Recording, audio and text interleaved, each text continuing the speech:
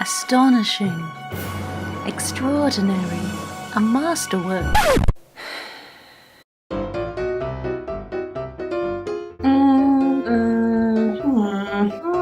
Oh boy. Hey everyone, I'm Len. Welcome to my life. Today I'm going to be bringing you a book review. As you've probably guessed from the title of this video, this book left me with some thoughts. Let me just start by saying that my friends were absolutely delighted when I finished this book because I was whinging about it so much. I actually asked for A Little Life for Christmas because I'd heard that it was long, literary and absolutely soul-destroying, all of which are things I love. So what went so horribly wrong?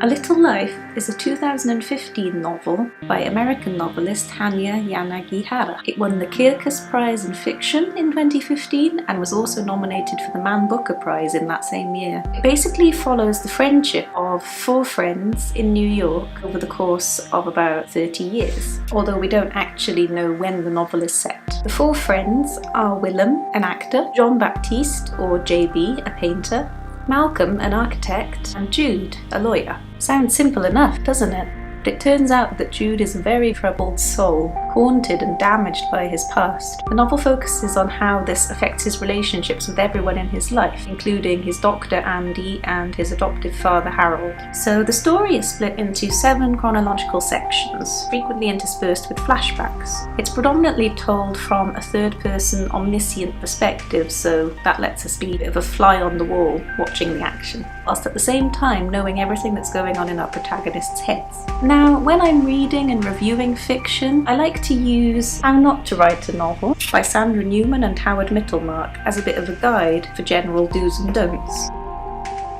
Maybe I'm just stupid, I'm not, but it kind of seems to me that many of the things aspiring authors are told not to do, Yanagihara does in A Little Life. Now, I'm not at all suggesting that you need to take a prescriptive approach when it comes to fiction writing. I mean, some of the best authors are the ones that actually smash the rules to pieces, but I'm not always sure that this rule breaking works in the story's favour in A Little Life. In the book's first section, Lispenard Street, is that how you pronounce it? There is a lot of backstory, and I mean a lot, for everyone except notably Jude. Sometimes this backstory reaches back several generations. Of course, you need some of this for setting. A lot of it is very helpful in terms of fleshing out characters. I like Willem's story because it kind of foreshadows how he will later care for Jude when they have a romantic relationship, as back in the day he loves and cares for his disabled brother Henning. However, when you're the reader, you kind of wonder which parts of this richly woven tapestry do I really need to be taking in? What's going to be relevant later on? There's a lot of detail here, and it's littered with a heck of a lot of names, all sorts of people flying about who you'll never meet, like a huge cast of extras. Lionel, Roman, JB's mother's sister's girlfriend or something. The faceless multitude, as Newman and Mittelmark would have it.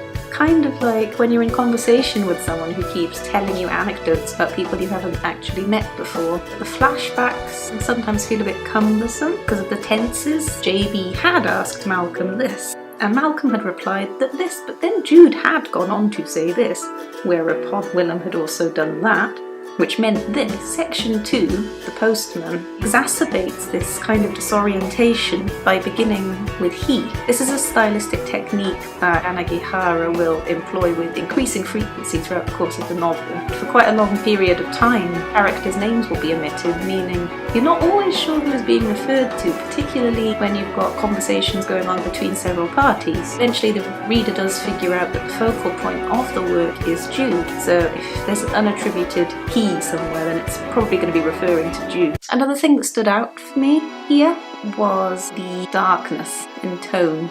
It's already creeping in, foreshadowing in section 1. Section 2 really steps it up a gear, like a summer's evening. You know, when you lie on the grass and you watch the clouds and then you close your eyes, and when you open them again it's actually nighttime and you're freezing cold and you're not necessarily sure you can find your way back. That's kind of how it feels. We get our first little flashbacks to Jude's past, tantalising hints, mentions of brother Luke and the monastery and the social worker Anna, who is now dead of cancer, of course, because you'll notice that the people Jude loves have this awful tendency to die. We're given a couple of puzzle pieces per section, and we can't quite fit them together to create a meaningful narrative until we know more. You know something has happened to him, you know something has made him physically and mentally scarred. You don't even know that the damage is also sexual until about halfway through the book. There's this stunning one-liner that made me stop in my tracks. Not having sex. It was one of the best things about being an adult. Mic drop. I feel like Yanagihara is very effectively doing what Jude does to his friends, to us, the reader, revealing just enough to keep us hooked, just enough that we care, but not telling us anything concrete. It's kind of drip-feeding approach, which is super effective.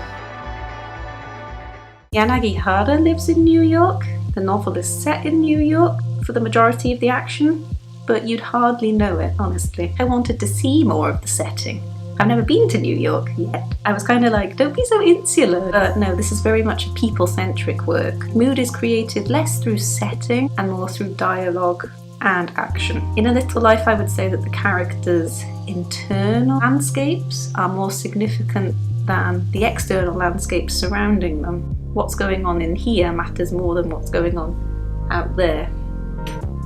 Hark at me, it almost sounds like I know what I'm talking about. In terms of characterization, I think JB and Willem are very fleshed out. Malcolm slightly less so. He felt a bit abandoned to me, possibly because he was living the most normal existence. However, one of my chief struggles with the book, which is going to make me very unpopular, I expect, is Jude's characterization. As How Not to Write a Novel rightly says, perfect people are boring. They're just too good to be true. Oh, and your reader will not like your hero based solely on the fact that he has green eyes, okay? When it comes to Jude, he doesn't just have green eyes. JB is forced to actually go and take pictures of snakes in pet shops to capture the exact hue when he wants to immortalize Jude in paintings. Jude doesn't have blonde hair. Oh no, that's too normal. His hair is complicated coloured, requiring the use of all the paints in the box. And isn't that just a total cop-out? If you look up Mary Sue or Gary Stew in the dictionary, you will see a picture of Jude St. Francis there. But you probably even won't be able to look at the picture for that long, because your corneas will be seared to cinders by the sheer radiant force of his angelic beauty. But Jude is not just a pretty face. He's like the typical rags to riches story, but on steroids. He's a dirt-poor orphan, literally found in a dustbin. I mean, come on. Who somehow manages to become a scholarship kid who wins Harold's love by virtue of his intelligence. He's also a mathematical genius, a tutor in Latin, maths and German and piano, a top lawyer, working all the hours God sends. And not only this, but he manages to selflessly go and volunteer at a soup kitchen. Did I mention he's also a brilliant and exacting cook and pâtissier? He's in possession of one of the most beautiful tenor voices known to mankind. He can make insightful comments about German translation. He knows French. Oh, and of course, he just so happened to get a clerkship with Judge Sullivan by singing a Mahler symphony for him off the top of his head. Because of course he did. And yet, in spite of all this, he supposedly hates himself.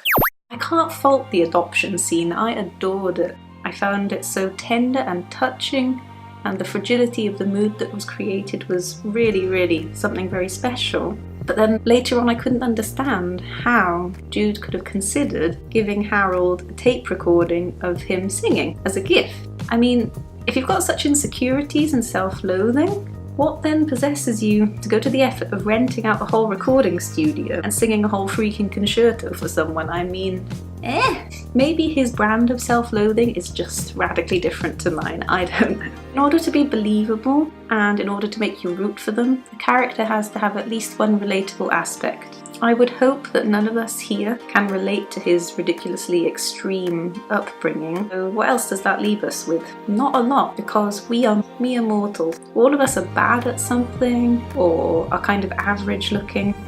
But not Jude. His perfection alienates him from the reader. In the same way that Jude is a picture book hero, Caleb, his boyfriend for a time, is an absolute cartoon villain. Not only is he verbally, emotionally, and physically abusive to Jude, he then actually has the chutzpah to approach Harold and Jude in a public place, call Jude a cripple, follow him home, break into his house, throw him outside naked, rape him and beat him almost to death, conveniently reinforcing all of his very specific negative beliefs about himself with regard to his appearance and his disability, worthiness of receiving love. What the heck? Don't call me naive. I do not doubt that these kinds of people exist in the world. I'm just saying that I don't find Caleb nuanced enough as a character. As Newman and Mittelmark say, an antagonist should always have a reason for his actions, and they have to be reasons that a non-psychopath can actually understand. We don't have that here. To me, it feels like he's been created to give Jude something else to be sad about and to victimise him further. Caleb's got this pathetic little one-sentence backstory about, oh, my parents were ill, so any sight of disability kind of freaks me out. And it's like, that doesn't explain why you're so messed up, mate. You don't get a free pass, I'm sorry. This meagre attempt to humanise him ultimately just makes him even more of a caricature. He does die of pancreatic cancer later though, so I guess that's some kind of payback. I'd also kind of apply this cartoon villain label to Brother Luke, who convinces Jude to leave the monastery with him and then forces him into prostitution as a mere child. Of course, I don't pretend to understand how Brother Luke's mind works, but the whole scene where he's teaching Jude to self-harm felt to me kind of forced. I would assume Brother Luke is not a self-harmer himself. Where's he got this knowledge? And why does he care enough to show Jude this very precise way of dealing with his emotions? Wouldn't he just let him get on with it? Although we do see the clever kind of duality of the novel's title here, contrasting present-day Jude, pondering the insignificance of his life, with past Jude being told by Brother Luke, you have to show a little life when you're with the clients. I feel like we never actually get to understand Luke's motivations. And of course he goes and hangs himself. Yay, more death. Is his perversion some kind of weird institutional thing from the monastery? I don't know. That's a whole other can of worms I'm completely unequipped to comment on. Where the novel shines is in its depiction of friendship. It's realistic, it's bittersweet, it's fun, there's arguments, people falling out of contact with each other, as is quite common after graduation. Ultimately, friendship is not enough. Malcolm and Willem can't be saved from the car crash, and Jude can't be saved from himself. Only JB survives, and he's actually the one that Yanagihara makes the least likeable out of the four musketeers. What with his meth addiction and his mockery of Jude's disability, also the fact that he portrays him without permission in his paintings, which are put on display. On the other hand, Willem and Jude's relationship, which deepens into a romantic relationship, is masterfully portrayed. There's instances of beautiful dreamlike descriptions. And of course, there is the person you come back to. His face and body and voice and scent and touch. His way of waiting until you finish whatever you're saying, no matter how lengthy, before he speaks. The way his smile moves so slowly across his face that it reminds you of moonrise. And it's lovely. It goes on to describe all the tiny mundane details of a life lived together, and anyone who's been in a happy relationship can relate and feel, this is just really nice and wholesome. Let's stick with this. Sadly, it doesn't last. You physically feel Willem aching to protect Jude from himself, his own terrible instinct to hurt himself and break this meaningless cycle of self-inflicted violence, but he can't do it. I do find it a bit strange and sad that in the 30 years that the novel spans, nothing much seems to change in terms of how these characters present themselves. I don't feel as though they grow or change or develop hugely. And I don't know how realistic that is. I actually kept getting confused and thinking that the men were a couple of decades younger than they were. I was like, are we still in the college years? I felt they were still acting at 40 as they had at 20, particularly JB when he's like in the throes of his drug addiction. I think Harold's friendship with and love for Jude is the purest. He's a lovely kind of father figure who asks nothing of Jude. He just wants to protect him. Not even Willem can claim that same purity of affection, because although he means so well, he ends up hurting Jude by needing sex from him. The fact that Harold's already lost a son makes Jude's eventual suicide absolutely devastating as well, of course. I'd also say Andy ranks really highly in the friendship stake, and I think he's one of the most successful characterizations in the novel. He's so vivid, he's no nonsense, he's spiky. You know where you are with Andy. He gets angry with Jude, but that's really just because he loves him, and he wants him to be able to love himself like everyone else does. Side note, This book contains some of the most hipster names I have ever come across. Phaedra and Cressy, anyone? I guess it is set in New York though. One thing A Little Life absolutely nails is its depictions of depression. I got as far as page 144, where Jude is in the bathroom self-harming. He did it when he was so exhausted of trying, when being awake and alive demanded such energy that he had to lie in bed thinking of reasons to get up and try again. I was reading on the train and I had to just kind of close the book and breathe for a bit because I've kind of been there. I do have some beef with Yanagihara for exaggeration, but in this case she gets it perfectly. People really do feel that bad. She makes the descent into depression absolutely harrowing, as it is. Towards the end of the novel we are confronted with just bleakness, page after page of Jude's misconceptions about himself. He thinks he's so worthless, he feels like he's such a drain on the people who love him. And this bit, I have to say, it's very, very triggering for anyone who suffers from depression or has. I was like, I've been you. Not nice. Again, the kind of sick relief he feels as well when he realises that if he wanted to, he could end everything. He could kill himself. If you've ever been able to relate, or even if you haven't, wow. My soul. Its backstory is what Christian Laurenson refers to as a ghastly litany of childhood sexual abuse in the London Review of Books. Yanagihara purposely doesn't set any markers of time in the story, and I kind of feel that this lends the whole narrative a kind of dreamy, outside of time feeling. When I say dream, I mean nightmare. Jude's youth is like this Dickensian montage of whippings and monasteries and starvation and wool cassocks, and it's really jarring compared with his adult New York existence, to the extent that it almost feels like you've switched genre back to historical fiction or something. When we finish the Brother Luke thread, we learn that Jude then goes on to be abused in foster care, so he runs away. And guess what? Every single guy who gives him a lift on the road when he's hitchhiking also wants to do obscene things to him. Just when you think that the story can't get any more sordid, the psychiatrist Dr. Traylor picks him up. And oh my god, the sadism in this part made me feel physically sick. I was exhausted reading it. I started to wonder about the author's mental health because seriously, the inventiveness and the sheer repetitive nature of the torture that Jude is subjected to bordered on psychotic. Like, I know, why don't we literally run the kid over? Because it's so ridiculous, it comes to feel contrived. But that's in the past, right? Because we have the Caleb character, as I've already mentioned, and Jude gets off with broken bones, dislocations, whipping. Again, with the whipping, it all starts to take on almost mythical qualities because it kind of seems like the whole world, on some fundamental level, is against Jude. I know the author loves this guy and he wants us to think he's some sort of angel incarnate, but really? I actually started to look for underlying symbolic meanings. I thought, is Jude meant to represent the earth? Perhaps Dr. Traylor is mankind polluting him, like in Mother or something. But no, I don't even think it's as deep as that. We either have to assume that Jude's beauty brings out the absolute worst in people, or that Jude's just had the misfortune to get mixed up with the worst people in existence. Is it any wonder the guy is a walking trope?